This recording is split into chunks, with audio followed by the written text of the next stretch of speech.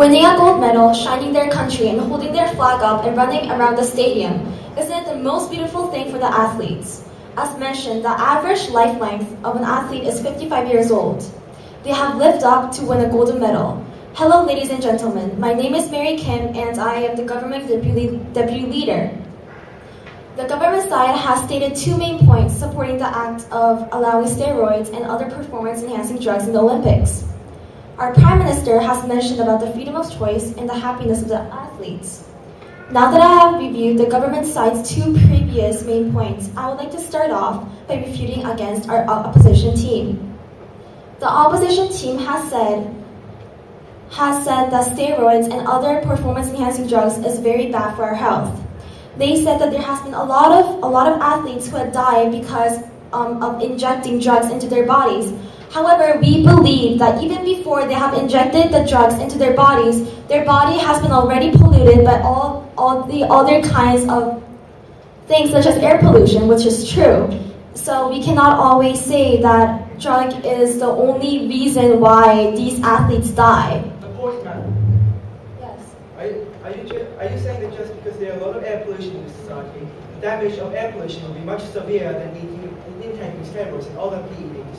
Can you please talk slowly? Are you saying that just because there are a lot of air pollution in the air, and you're just saying that the damage of air pollution will be much worse than taking steroids and making people die? I have not said that air pollution was worse than taking drugs, but what I wanted to say is that air pollution is already bad, and all the other stuff that gets into your body when you breathe the air in is already really bad. But then the steroids makes it worse. That's what I was trying to say. I never said the air pollution was worse than taking drugs.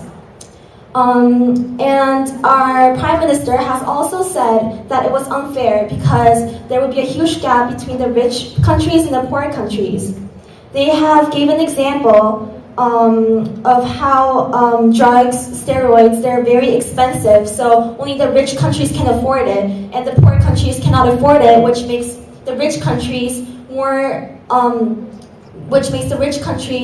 have a higher possibility of winning in Olympics. However, let me give an example of the country, Jamaica. Do you really think that, no offense, but do you really think that Jamaica is a well-developed or a rich country? No, that's true. However, Jamaican men, they are born genetically well, so that their legs are for running and they're very fast. So we cannot always say that just because poorer countries cannot afford steroids or other enhancing drugs, poorer countries always lose. That's just wrong. Now that I have made my refutations, I would like to start elaborating on our third main reason.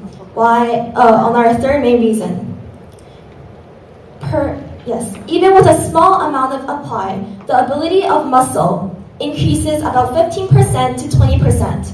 There has been a lot of cases in the Olympics where the athletes were caught being positive on a drug test, but by a tiny bit.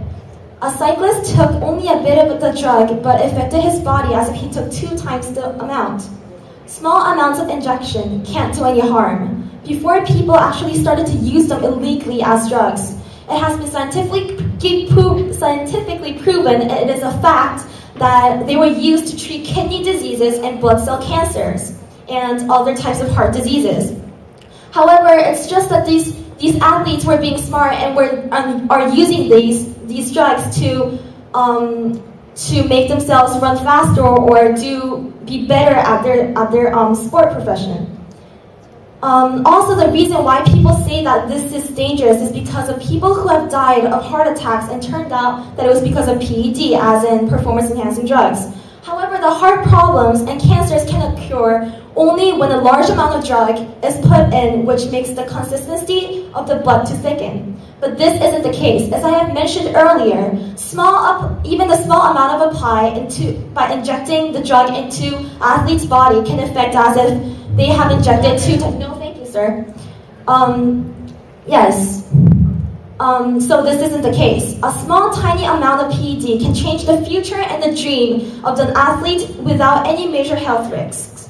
For the reason of the efficiency of the PED, also known as performance-enhancing drugs, The government side strongly thinks and we strongly believe that we should allow steroids and other performance-enhancing drugs during the Olympics. Thank you for listening.